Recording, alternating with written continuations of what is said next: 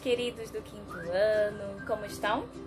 Vamos fazer a correção de língua portuguesa hoje, ok? Na página 50, nós temos um trecho que diz assim: observe as palavras destacadas do trecho a seguir e responda. Olhinhos de ver bicho tomam susto da cidade. A televisão mostra coisas que eu nunca vi na vida. Nem sei se existem tudo o que ela mostra. Quando eu morava na fazenda, eu via era muito bicho. Todo dia eu levava o almoço para o meu pai. Ele trabalhava numa roça longe da fazenda e demorava um tempão para chegar lá.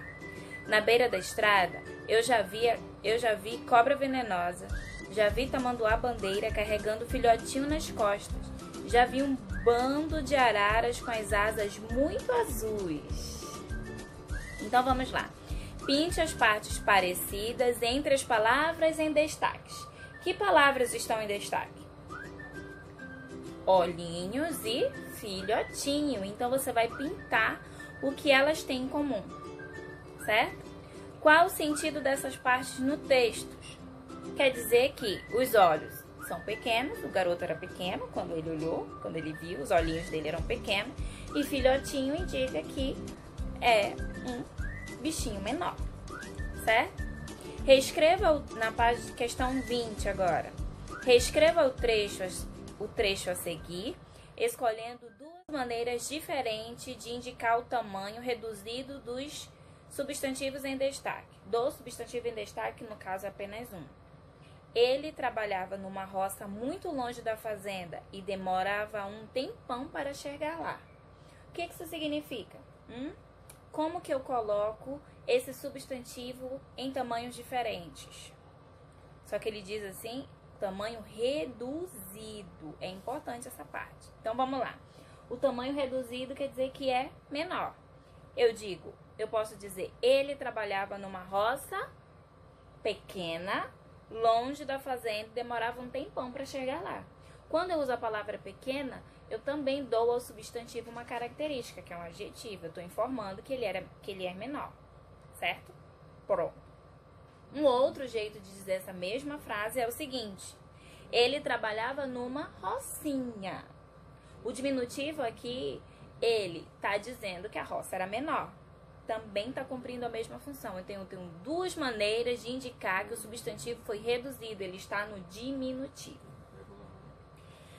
A questão 21 é para a gente conversar e você vai lembrar o seguinte: eu posso também dizer que eu tenho aluninhos maravilhosos.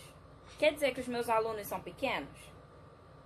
Não, meus alunos são alunos do quinto ano, estão terminando, estão crescendo. Mas quando eu uso o termo aluninhos, eu estou me referindo a vocês com carinho, certo? Não estou dizendo que vocês são pequenos.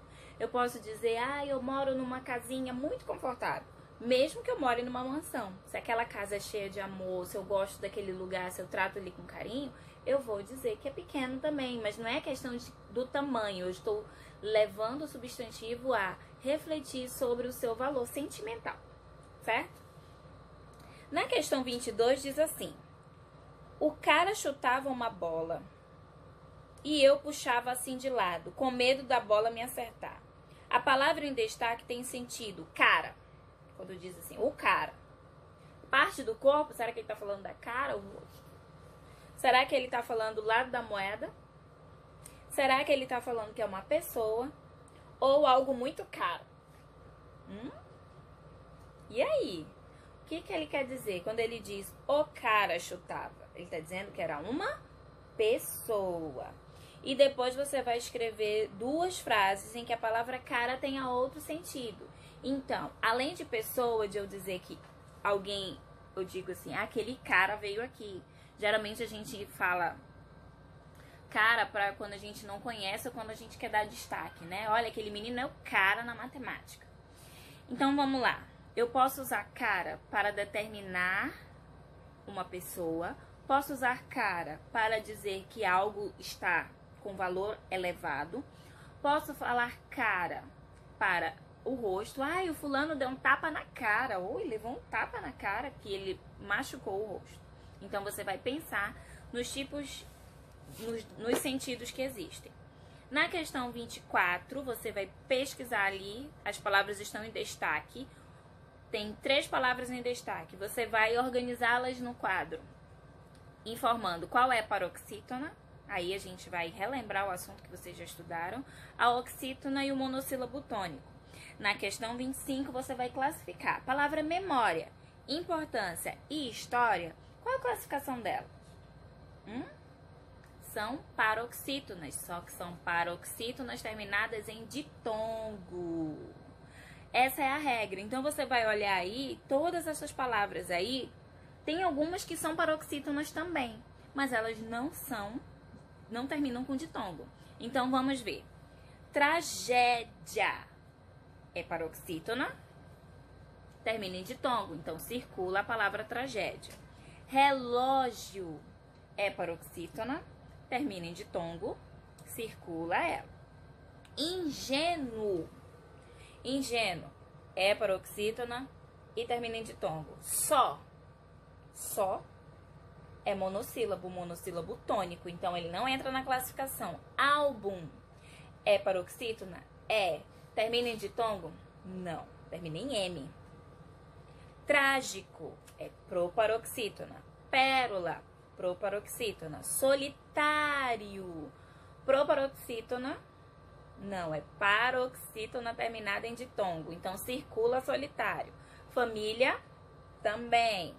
Mágoa, também. Férias, também. Início, também. As palavras televisão e caráter não entram. Televisão porque é oxítona e caráter, apesar de ser paroxítona, não termina em ditongo.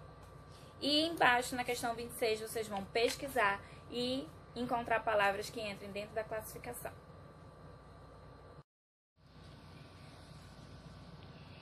Eu passei para vocês uma atividade no caderno.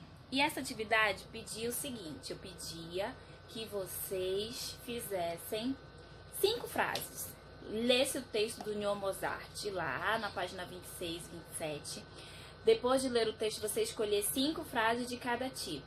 5 frases afirmativas, 5 frases negativas, 5 frases exclamativas e 5 frases interrogativas. E aí, conseguiram fazer? Se não tiver no texto, o que você faz? Você vai lá e cria, mas dentro da história. Fala alguma coisa sobre o texto, usando os personagens do texto e a história contada. Espero que eu tenha ajudado. Beijo, até amanhã!